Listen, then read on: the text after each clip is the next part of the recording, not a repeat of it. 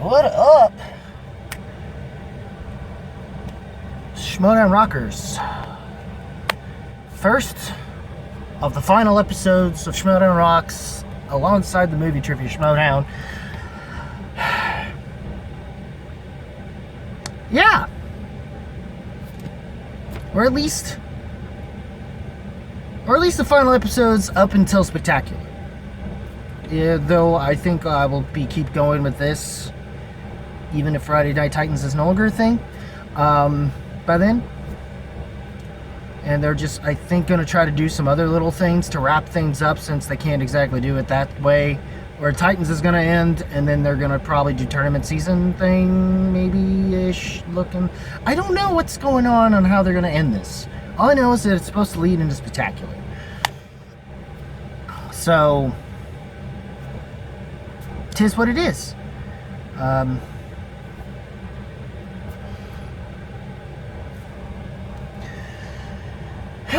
And we only got like 3 more months, I guess, till the 1st of October, where it all comes to an end.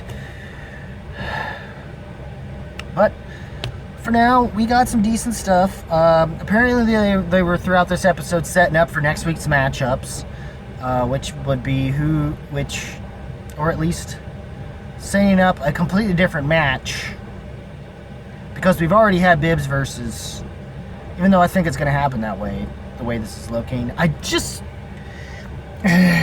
So apparently setting up Bibbs trying to break apart one of the biggest teams, which is savage on her part, makes her more of a heel. I get that with Roxy, but oh yeah, I'm gonna get my hat straight. Anyways, speaking of that, I won't use you to Parker now, will I? Yes, I won't. Sorry, Barbarian. More on that later. And then we get this nice little matchup that I guess is her trying to get revenge via a team against, try to make a comeback against Whitney Seibold, Rachel Silverstream, trying to, through teams matches with her current team Next Chapter, going up against his team, which is the ruling class. It's looking like the ruling class is also already thinking they're hot shit and calling out the number of contendership. I can't say I blame them, I guess, at this point. But I think that number of contendership may have to be against either the Wildberries, or better yet, I think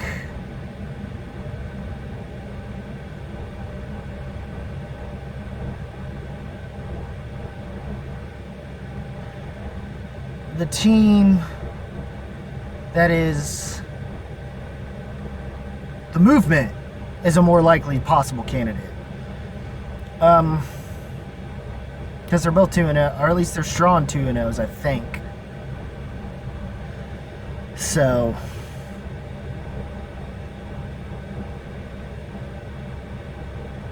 I mean, it's, of course they haven't, I guess it is, but it was a fluke. Both matches were flukes, and it's clear the ruling class will probably beat. It's possible maybe they'll have a match with the Wildberries for a number one contendership to qualify for it, and more likely they'll win it, but I don't know if they'll actually. Plus, I think there's another team that I think has a better shot at a number one contendership, and that's the team that's going to face. That's the team of that. Why am I forgetting the name of the team? But I do know it is Paul Oyama and Adam Collins' team that I think would be that have already been 2-0 and are already ready to go. I think that's what's going to happen, and Ruling Class is going to, if it is that team, Ruling Class is going to have a rude awakening. Or they're going to get lucky. We'll see. But regardless of how that went, also the thing with Jen was weird. Just weird. I know you're trying to build up Zaflirt and Faust as this kind of rock star type character, but it's not working for me at this point. At least not the way they're selling it. Kudos for Jen for trying, though.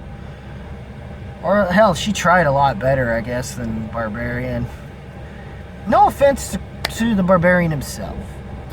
At all. I mean, he's been acting and stuff, but... I'm sorry, the way it was kind of executed with the whole Parker taking Elvis, just... I could feel more bad for Elvis in this case than I would Craig at this point. Because Craig didn't sell me. In fact, his acting felt so Tommy Wiseau. Now, to certain people I know that will probably be mad about it, don't be. It does come off that way. He probably wasn't intending for it to be that way. It just did. And it sucks. I feel bad for Elvis, you know. Like, I don't know how is... I do wonder how the Elvis thing's going to be handled. Like, right now, you do feel... I mean, the character, you're supposed to kind of feel bad because... Don't get me wrong, the build-up could have been better, but I think it's more in this execution. I don't even know if it's really so much as... you know what? I might take it back here. Just a little bit. Take it back up a little bit. Hold on. Apparently, I would say it's more behind the scenes thing. Because you could have done this during interview and not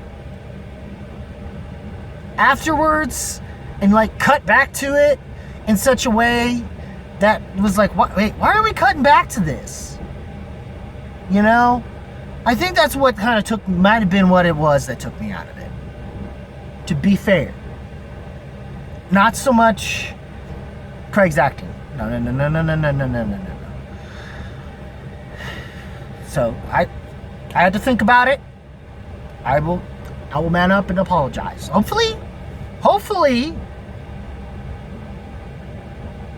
some of the people that I know that might get pissed about this don't get too pissed. I still feel like the whole Elvis thing sucks. Don't get me wrong. This is something that'll sell it off to Baz Luhrmann. Okay, that's a terrible joke, but you get where I was going with it. Insert fake audience clap here.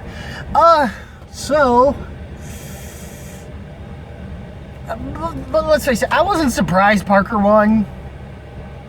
I'm not surprised Barbarian put up a fight, though. Good on that. Good on him with that, at least. Or at least attempted to. But I'm not surprised, man. I'm not surprised that it kind of went down the way it did. He put up enough of a fight that he was able to go to his 5.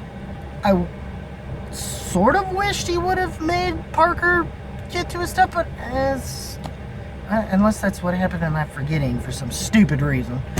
But there's that. But other than that, I enjoyed this a lot. I did enjoy this a bit.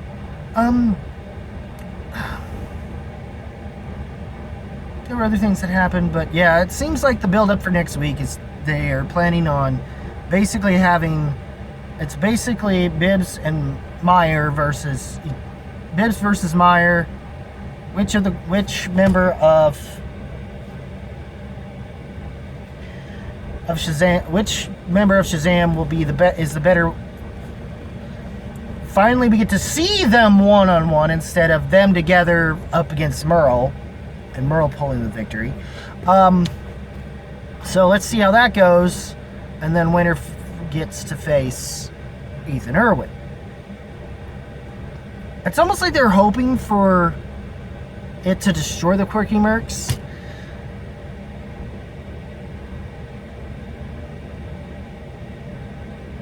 But I will see.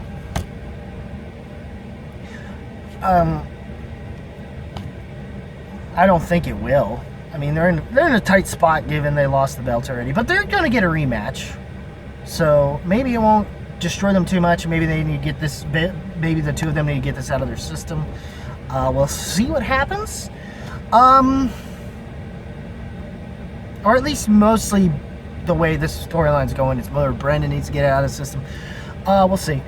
But what did you guys? But I'm not sure what the undercard's going to be. We usually don't until I get, or at least some of us don't until either the Friday Night Titans of, or those of us that get lucky and get to see the undercard before everybody else.